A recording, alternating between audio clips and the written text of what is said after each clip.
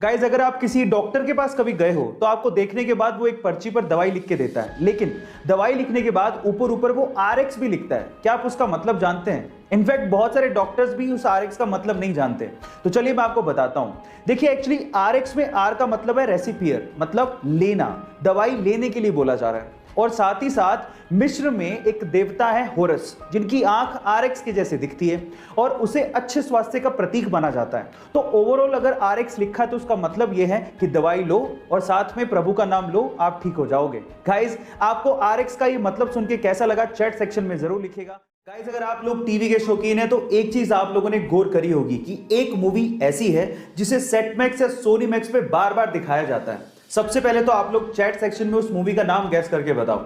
जी हां, आपने ठीक लिखा, वो मूवी है अमिताभ बच्चन की सूर्यवंशम। पर सवाल यह है कि सेट मैक्स या सोनी मैक्स सूर्यवंशम मूवी को बार बार क्यों दिखाते रहता है? तो उसके पीछे के दो रीजन है। पहला रीजन, जिस ईयर में यह मूवी रिलीज हुई थी उसी ईयर में सेट मैक्स चैनल भी लॉन्च किया गया था। और दूसरा रीजन यह है कि सेट मैक्स या सोनी मैक्स ने इस मूवी के अगले 100 सालों के राइट्स उस वक्त खरीद लिए थे और इसी वजह से इस मूवी को वो बार बार दिखाते हैं। क्या इसके पहले तक ये फैक्ट आपको पता था? और अगर नहीं पता था तो चैट सेक्शन में जरूर लिखिएगा। गाइस, क्या आपको पता है कि इस दुनिया का सबसे हल्का सॉलिड मटेरियल कौन सा है? डोंट वरी, मैं आपको बताता हूं। वो है एरोजेल, जो कि 99.8% एयर से बना होता है। ये सुन के आप लोग हैरान रह गए ना? अब आप लोग इसको देख के सोच रहे होंगे कि शायद ये हीट के कांटेक्ट में आते ही मेल्ट हो जाएगा या जल जाएगा या हीट को ट्रांसफर करने लगेगा। तो यहां पर आप गलत हैं। एक्चुअली एरोजेल एक बहुत ही अच्छा हीट इंसुलेटर है। अभी बहुत अच्छा हीट इंसुलेटर है और साथ ही साथ ये हल्का होता है। इसी वजह से नासा इसे अपने स्पेस प्रोजेक्ट्स में मशीनरी को इंसुलेट करने के लिए इस्तेमाल भी करता है, लेकिन इसकी प्रोडक्शन कॉस्ट बहुत ज्यादा होती है। वो है 60 लाख रुपए पर केजी, जो कि सोने की कीमत से भी ज्यादा है। ये इंटरेस्टिंग फैक्ट जान के आपको कैसा लगा चैट सेक्शन में लिखना मत भूलिएगा।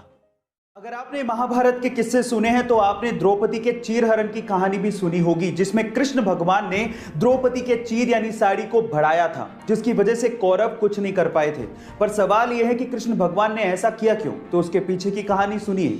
जब कृष्ण भगवान ने सुदर्शन चक्र से शिशुपाल का वध किया था तो उस समय सुदर्शन चक्र की वजह से कृष्ण भगवान की उंगली भी कट गई थी।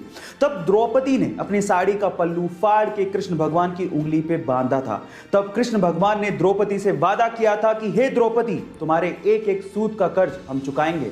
और इसी वजह से चीरहरण के समय कृष्ण भगवान ने साड़ी को बढ़ाते चले गए।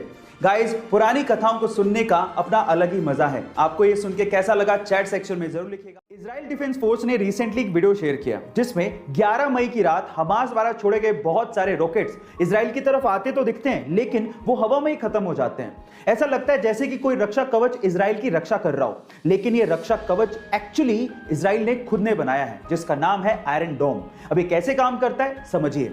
जैसे ही कोई रॉकेट इजराइल की टेरिटरी में आता है, इसकी भनक डोम के रडार को लग जाती है और डोम का रडार इसकी पोजीशन और इसकी टेरिटरी की इंफॉर्मेशन कंट्रोल सेंटर को देता है। अब अगर कंट्रोल सेंटर को लगता है कि दुश्मन का रॉकेट कहीं किसी रिहायशी इलाके या फिर किसी इंपॉर्टेंट बिल्डिंग पे गिरने वाला है, तो वो तुरंत एक कमांड रॉकेट लॉन्चर को पास करता है और रॉकेट लॉन्चर का रॉकेट तुरंत दुश्मन के रॉकेट को हवा में ही नेस्तो नाबूद कर देता है। गाइस, ये आयरन डोम की टेक्नोलॉजी आपको कैसी लगी चैट सेक्शन में जरूर लिखिए। गाइस, ये तो आपको पता ही है कि पूरी ही दुनिया में 195 यानी कि 195 टोटल कंट्रीज हैं। पर अगर मैं आपसे सवाल पूछूं कि इन 195 कंट्रीज में से कौन सी कंट्री यंगेस्ट है, तो आप लोग क्या जवाब देंगे? By the way, youngest country से मेरा मतलब यंगेस्ट पॉपुलेशन से बिल्कुल नहीं है, बल्कि ऐसी कंट्री जो भी रिसेंटली ही बनी है। इसका जवाब आपको देना है।